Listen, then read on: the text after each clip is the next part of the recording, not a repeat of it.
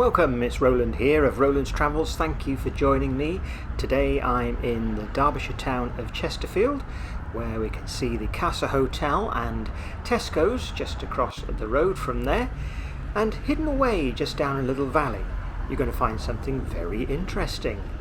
In fact, it's the Chesterfield Canal. We can just see through the trees there the visitor centre for Tapton Lock. So let's go and take a look.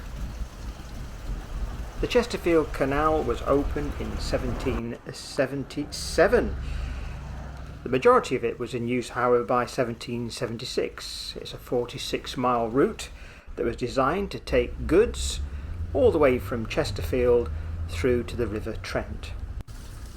In January 1770, it was announced that the actual route would be from Chesterfield to Worksop, then Retford, and then West Stockwith, where it could reach the River Trent. Today I'm going to take a walk towards the town centre of Chesterfield, where the canal started. It's a little shorter than it was, and we'll see that when we get there, but as we look we can enjoy the sights of the lock, the canal, and tell you a few other things as we go along. In that direction it's towards Staveley and onwards out towards West Stockwith.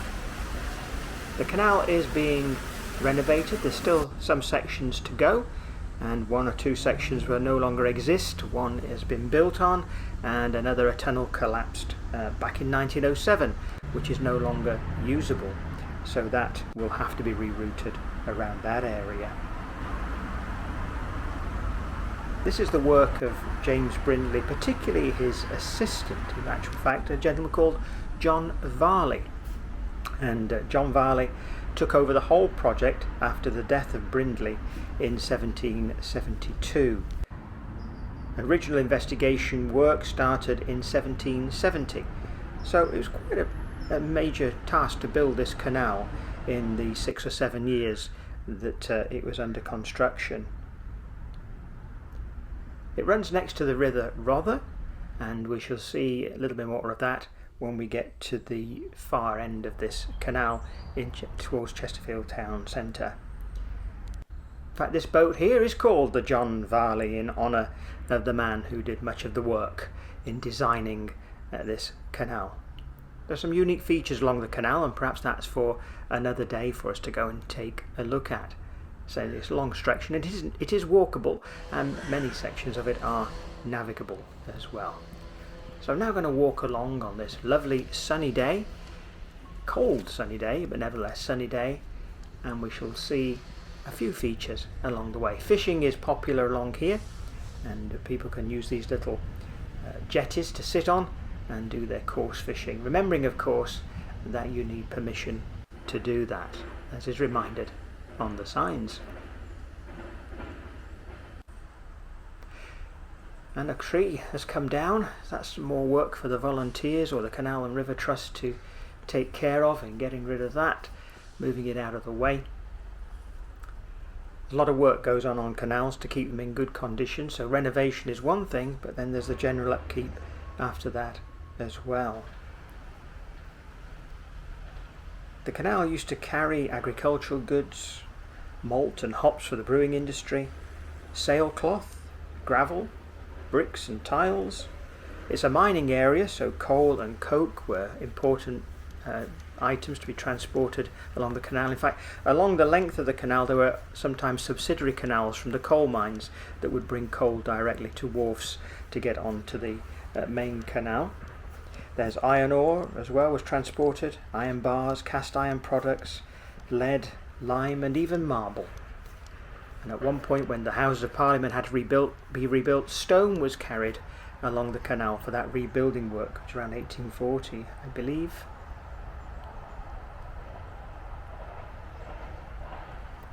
The railways arrived in 1840 in Chesterfield, which started the demise of the canal when the major tunnel collapsed in 1907. That pretty much sealed the fate of the canal as well.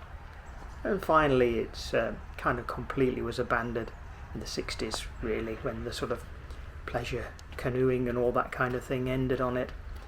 But volunteers were not to be put off. They wanted this open and other people wanted it open as well for leisure activities, which many canals are now used for.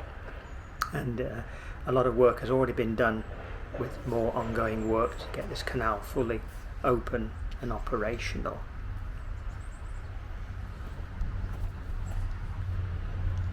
We're now getting closer to the Chesterfield end. There's Tapton Mill Bridge.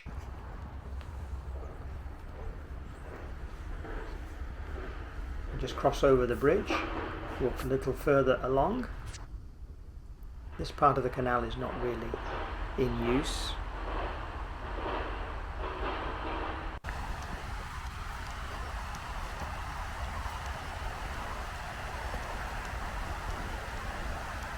Originally there was a larger wharf in Chesterfield, but when the railway came, that cut that off a little bit, so the wharf was moved further along to where we are now in Tapton as well, and the wharfs are further along the canal in various points. But as you can see, we're getting closer now to civilization, as it were, although we are completely surrounded by it here. And this little valley takes the River Rother next to the canal, and as we get to the end you'll see the canal meets the River Rother, which at one time was partially used as well for the boats to use from the wharf.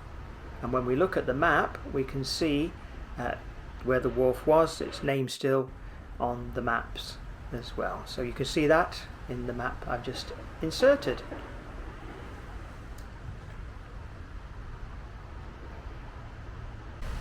Lots of remnants of former parts of the canal, stonework appearing here.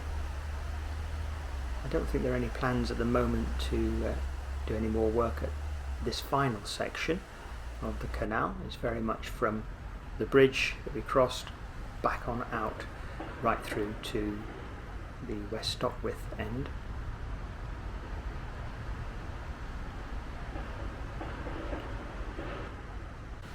So now I'm going to make my way back to Tapton Lock.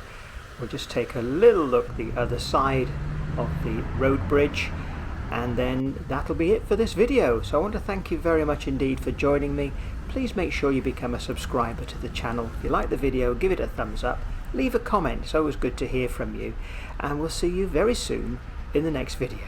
Take care.